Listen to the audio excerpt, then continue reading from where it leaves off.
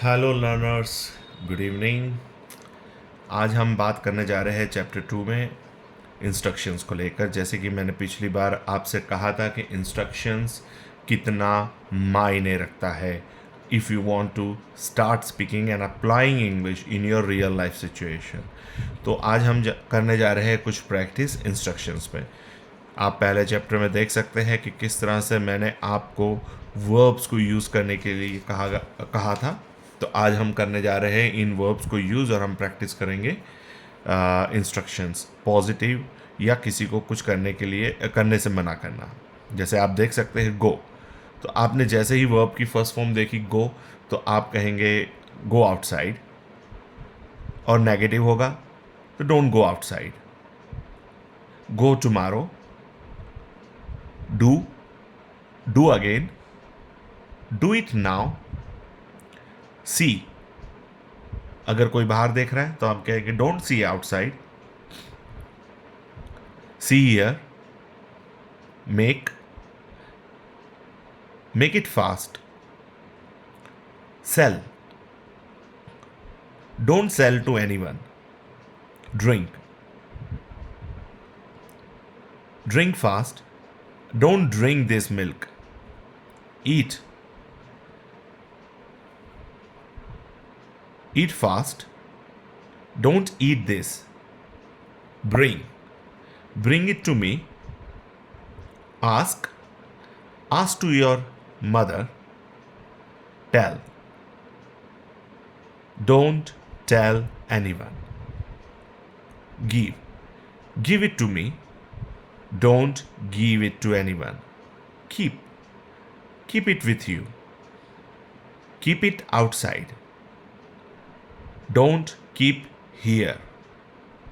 इसी तरह से और भी जितने वर्ब्स आप देख सकते हैं, तो इन वर्ब्स को देखते हुए आपके पास आपको इजीली वर्ब्स गूगल से मिल सकते हैं, या बहुत से लोगों के पास किताबें होती है तो उनमें वर्ब्स को टारगेट करें और इस तरह से देखते हुए आप स्पॉन्टेनियसली यानी तुरंत ही उसी वक्त, क्योंकि आप इसको लिखे नहीं, क्योंकि लिखने से क्या होगा कि आप इसे प्री प्लान कर रहे हैं और इससे आपकी जो नेचुरल एबिलिटी वो डेवलप नहीं होगी। हाँ, इसके लिए ज़रूरी है कि आपको जो वर्ब्स है उसके मीनिंग आपको पता होना चाहिए।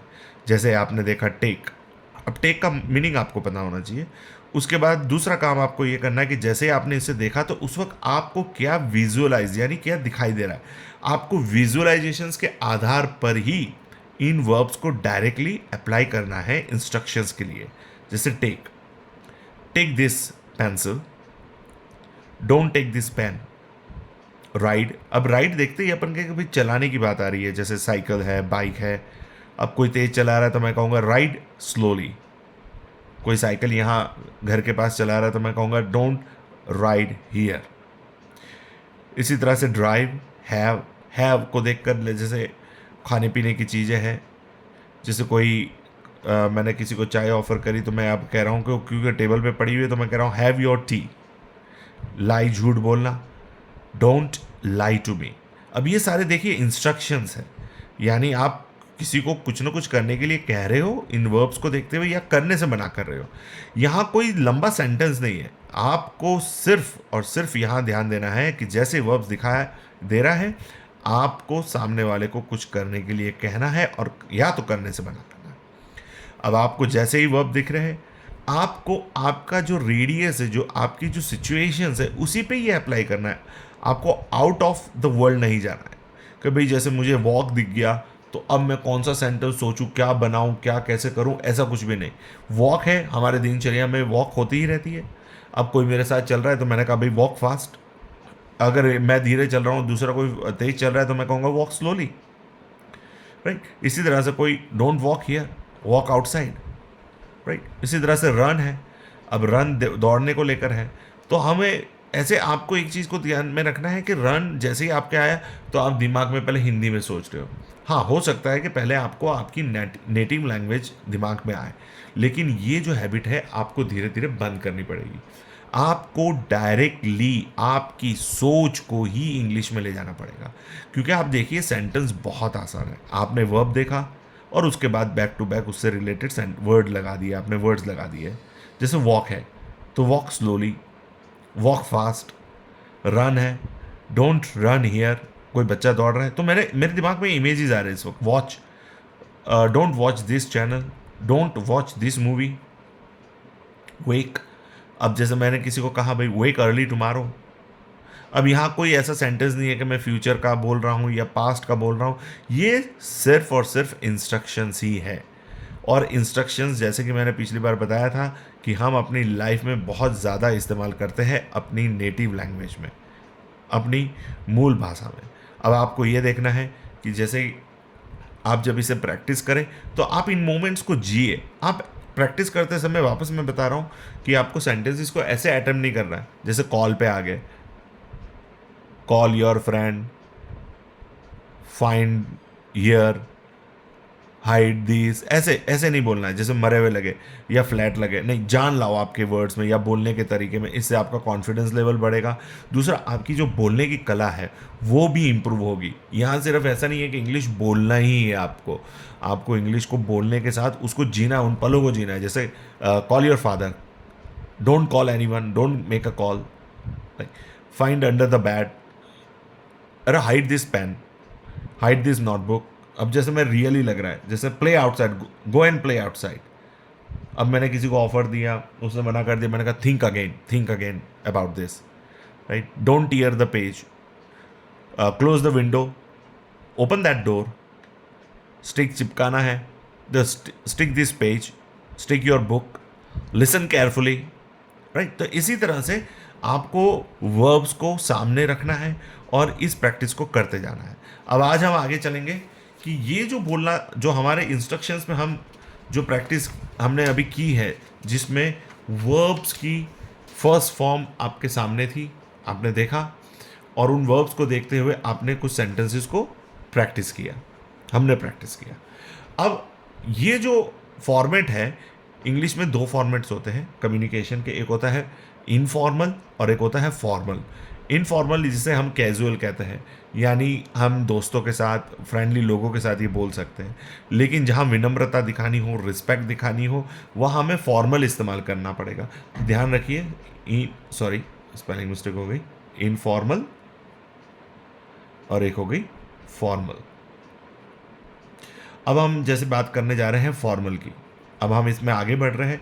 जैसे कि आप देख सकते हैं कि सेंटेंस मैंने लिखा, ओपन द डोर। अब ये इनफॉर्मल है, देख सकते हैं आप। अब मैं इसे पोलाइट वे में इस्तेमाल करना चाहता हूं, फॉर्मली। तो हम दो स्ट्रक्चर्स का इस्तेमाल करेंगे। हम इस्तेमाल करेंगे कुड, लेकिन कुड के साथ सिर्फ कुड अकेला नहीं होगा, कुड यू का इस्तेमाल होगा, क्योंकि मैं सामने वाले को कह रहा हूं could you open the door, could you open the door. अब बोलने में आपका जो वॉइस है वो उसमें भी चेंज आ जाएगा, could you open the door. अब एक तरह से ये प्रश्न नहीं है, हालांकि इसके पीछे टेक्निकली क्वेश्चन मार्क लगेगा, क्योंकि सामने वाला इसमें हाँ या ना कह सकता है, लेकिन है तो इंस्ट्रक्शन ही। लेकिन इस इंस्ट्रक्शंस को हम पोलाइटली कह रहे हैं, कुड यू, विनम्रता से। तो यहाँ आप जब, अब वापस आपको इन सेंटेंसेस को प्रैक्टिस करना है, जैसे कि आप देख सकते हो यहाँ go, so could you go later, could you go later, क्या आप बाद में चले जाओगे। Could you come in evening, अब जैसे कम इन इवनिंग, अब आप देखिए सेंटेंस को, कम इन इवनिंग। जब हम बोल रहे हैं किसी को कम इन द इवनिंग, अब देखिए ये चीज़ें हो जाती है कि जब आप स्पोकन में होते हैं तो कुछ चीज़ें मिस होती हैं, टेक्निकल पार्ट जो होते हैं, जैसे धी नहीं लगा मेरे से बोलते समय, तो कोई फ़र्क नहीं पड़ता है, क्योंकि लोग इतने माइन्यूट डिटेल्स में नहीं जाते हैं। तो कम इन द इवनिंग। अब इसी तरह से मैं इसके आगे कुड लगा दूँ, could you come in the evening, तो ये थोड़ा सा पोलाइट हो गया। लेकिन ध्यान रहे कि ये सिर्फ और सिर्फ काम बताने वाली चीज़ों में कुड लगेगा, नेगेटिव में नहीं लगेगा। अब जैसे मैंने किसी से कहा डोंट सी आउटसाइड, अब आप देखिए डोंट सी आउटसाइड में could you don't see outside नहीं सूटेबल है, और ये लगेगा भी नहीं। इसलिए आपको नेगेटिव सेंटेंसेस में ये अप्लाई नहीं करना है, आपको सिर्फ और सिर्फ पॉजिटिव सेंटेंसेस में करना है। जैसे could you go alone, could you come in the evening, could you see here, could you give me your dictionary for one day और फॉर अ डे। उसी तरह से आप आगे चलते जाइए, कुड यू राइट, अब आप देखिए क्या आता है आपके दिमाग में? Could you, could you, could you. अब आप इसी तरह से कुड का इस्तेमाल करते हुए अपनी विचारधारा को भी ऐसे रखें कि you are exactly speaking to someone in a polite and in a humble way. अब जैसे कि मैंने बताया था कि ये दो फॉर्मेट में हम इस्तेमाल करने जा रहे हैं अभी इस वक्त। तो एक हो गया, हमने कुड का इस्तेमाल किया। थोड़ा सा मोर पोलाइट वे हमें इस्तेमाल करना है, तो हम इस्तेमाल करेंगे वुड यू माइंड टू। ये बहुत ज़्यादा पोलाइट है। ये एक्चुअली जैसे 5 स्टार होटल्स होती है या एयर होस्टेसेस होती है, तो वहाँ उस कल्चर के अंदर ये बहुत ज़्यादा, क्योंकि हमारे कल्चर में देखिए हम बहुत बार जब बात करते हैं तो प्रोफेशनली, हाँ प्रोफेशनल कल्चर में भी ये चीज़ों का हम इस्तेमाल कर सकते हैं। वुड यू माइंड टू, कृपा कर आप, would you mind to open the door. मतलब इसका तरफ एक तरीका ये भी हो गया कि अगर आपको एतराज़ नहीं है तो, अगर आपको कोई तकलीफ़ नहीं है तो, आपको कोई परेशानी नहीं है तो क्या आप दरवाज़ा खोल देंगे? So would you mind to, उसके बाद फिर वही सेंटेंस लगेगा open the door. Would you mind to call me later? Would you mind to meet me in the evening? Would you mind to bring your bike with you? तो इसी तरह से would you mind to. अब आप देखिए, अब कल से पिछले चैप्टर में हमने जब इंस्ट्रक्शन स्टार्ट किए थे तो हमने सिर्फ और सिर्फ वर्ब्स को ही यूज़ किया, इनफॉर्मल वे में बोला। आज हमने कंटिन्यू किया और आपको मैंने बताया कि किस तरह से आप वर्ब्स की फर्स्ट फॉर्म इस्तेमाल करते हुए इंस्ट्रक्ट कर सकते हो। लेकिन ध्यान रहे कि आपको अपने ही रेडियस, अपने एरिया को देखना है, और उस एरिया में जहाँ जहाँ आप इन वर्ड्स को हिट कर सकते हो, डायरेक्टली ला सकते हो, उन्हीं चीज़ों को बोलना है। आउट ऑफ द प्लैनेट नहीं जाना है, और डायरेक्ट आपका जो रियल लाइफ सिचुएशन है, जहाँ आप अपने भाई बहन दोस्तों को, पेरेंट्स को, जहाँ जहाँ हो सकता है, अब जैसे आप घर में अपनी मदर से कह रहे हो mom bring me a spoon of sugar, bring me a glass of water, तो आप देखिए ब्रिंग मी। अभी आप देखिए काफ़ी लोग, बहुत बार ऐसा होता है कि हम प्लीज़ लगा दें क्या? हाँ बिल्कुल, आप प्लीज़ लगा सकते हो, आप पहले लगा सकते हो, आप लास्ट में लगा सकते हो। प्लीज़ जो है वो एक एक्स्ट्रा रिक्वेस्ट के रूप में है। आप एक एक्स्ट्रा क्या कर रहे हैं? आप पलड़ा भारी करने के लिए आप रिक्वेस्ट में जा रहे हैं। Please is a request. आपने कोई अपनी बात कही तो शुरुआत में प्लीज़ लगा दिया या बाद में प्लीज़ लगा दिया। तो इसी तरह से आपको ध्यान रखना है कि जो प्लीज़ है वो सिर्फ आपके सेंटेंस का पलड़ा भारी कर रहा है, वजन लगा रहा है। सिर्फ एक पोलाइट तो नहीं कहेंगे, हम इसे रिक्वेस्ट कहेंगे कि सामने वाला इसको मना ना कर सके। तो आप इसे पहले लगा सकते हैं, आप इसे इनफॉर्मल में भी लगा सकते हैं, जैसे please go outside, please go outside. अब इसी तरह से could you open the door please, would you mind to open the door please. तो इस तरह से हम इसका इस्तेमाल कर सकते हैं। तो आज के लिए इतना ही काफ़ी है। हम आगे और चलेंगे चैप्टर्स में, और इसी तरह से हम इंस्ट्रक्शंस, कन्वर्सेशन और नरेशन एरिया को कवर करेंगे। लेकिन ध्यान रहे, आपके पास आपकी दिनचर्या से रिलेटेड वर्ब्स आपके पास होनी चाहिए। ध्यान रहे, आपको कोई सेंटेंस ज़्यादा प्री प्लान नहीं करना है, नहीं तो ये नेचुरल एबिलिटी नहीं डेवलप करेगा आपकी। आप हमेशा याद करके, पहले से ट्रांसलेट करके इसे बोलने की आदत में पड़ जाओगे। इसलिए ध्यान रहे, सिर्फ एक ही काम करना है, वर्ब्स आपके सामने होनी चाहिए। वर्ब्स को देखते हुए वॉइस को यूज़ करिए, बहुत नॉर्मल वॉइस रखिए, दबी हुई वॉइस नहीं होनी चाहिए। आप जिस टोन, आपका जो वॉइस टोन है वही इस्तेमाल करें, और उस वॉइस को इस्तेमाल करते हुए आप काम बताते जाए या किसी को मना करते जाए। हैंड जेस्चर्स का इस्तेमाल करें, हाथों का इस्तेमाल करें, जैसे भावों का इस्तेमाल करें। जैसे आपने कहा किसी से मीट, तो मैंने कहा भाई meet me in the evening, meet me outside the shop, meet me outside my home, outside my house. तो इस तरह से आप चलते जाते, तो वॉइस में वो बदलाव आना चाहिए, फ्लैट नहीं होनी चाहिए। आपका बिहेवियर इस वक्त काम करना चाहिए। So that's all. We will meet again soon. Goodbye.